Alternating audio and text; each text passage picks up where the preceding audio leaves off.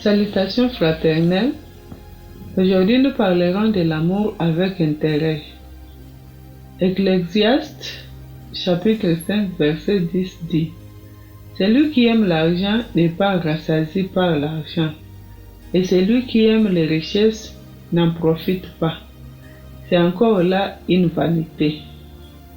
Parfois, le besoin de ressentir de l'amour et de l'acceptation peut nous amener à faire des choses ou à prendre des décisions erronées. L'amour véritable ne s'achète pas et n'est pas conditionné. Il découle de la connexion de Dieu envers mon prochain, de la compréhension mutuelle et du soin. Acheter l'amour ou essayer d'obtenir de l'affection par l'argent ou les biens matériels peut combler une vide temporairement.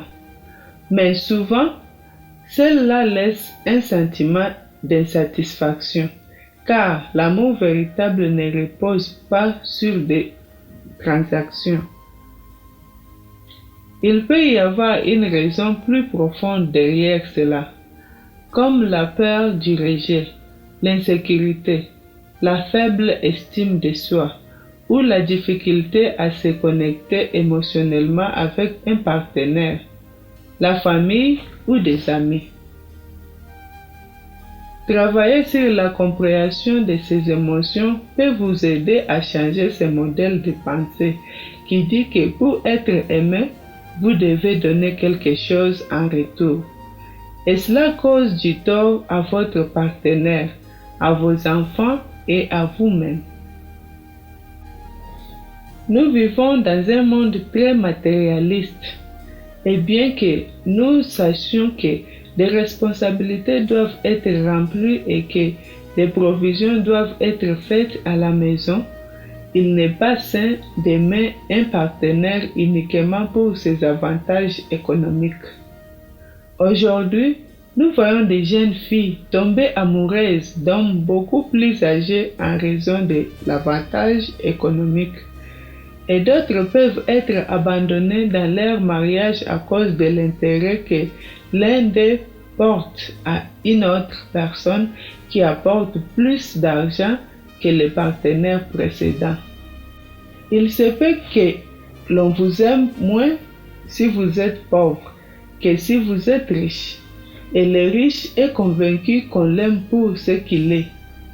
Mais il ne sait pas qu'il sera abandonné par sa famille ou ses amis lorsqu'il tombera en disgrâce. Est-ce là le christianisme? Est-ce là l'amour? Est-ce une sécurité pour ta vie? Ce sont beaucoup de paroles promises à l'autel. Comme je serai avec toi dans toutes les batailles de la vie. C'est un risque de se marier avec une femme qui ne s'intéresse qu'à ton argent, ou de choisir un homme uniquement pour ses biens matériels. Cette forme d'amour durera peu, entraînant des mariages en rupture. N'achète pas l'amour. Il y a aussi des parents qui utilisent l'argent pour que leurs enfants les acceptent et les aiment. Ils leur fournissent plus que nécessaire, au point qu'un jour, lorsque ces parents ne leur donnent pas ce qu'ils demandent, ils se fâchent et les menacent ou les rejettent. Je me souviens d'une fois où j'ai vu une jeune adolescente qui disait aimer son père parce qu'il lui donnait tout ce qu'elle demandait. Et à un moment donné, son père ressentit de la fatigue en cherchant l'attention de sa fille à travers l'argent. Il a donc décidé de changer de méthode pour savoir si sa fille l'aimait. Quand il a cessé de lui fournir tous ses caprices, une amie l'a influencé pour qu'elle le poursuive en justice.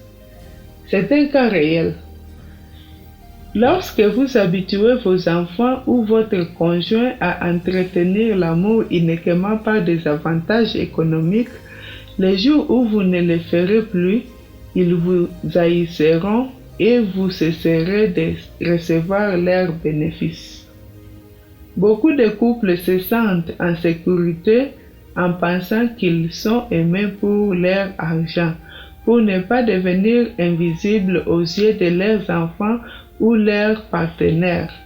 Mais vous devez savoir que non seulement vous les détruisez, mais vous vous détruisez aussi vous-même. Il est bon que les parents ou les époux soient généreux et pourvoient aux besoins du foyer. Mais nous devons discerner quand on vous donne un câlin pour de l'argent, quand on vous salue chaleureusement à cause des cadeaux, quand vous êtes important parce que vous apportez quelque chose à la maison. Aimer de cette manière ne mène qu'à de la frustration. Et vous saurez que le jour où vous perdrez votre emploi ou que vous subirez un accident, Dieu ne l'éveille, qui vous empêchera de travailler. Vous serez abandonné par vos enfants et même par votre partenaire. Ce message est destiné à ceux qui vivent cette situation. Apprends à aimer comme Jésus t'aime. Aime sans perdre ta dignité. Respecte-toi avec sagesse et enseigne à ta famille à aimer. Prions ensemble. Seigneur, apprends-moi à aimer comme tu m'aimes. Apprends-moi à m'aimer pour savoir aimer ma famille au nom de Jésus-Christ. Amen. Nous vous attendons dans Famille avec Jésus.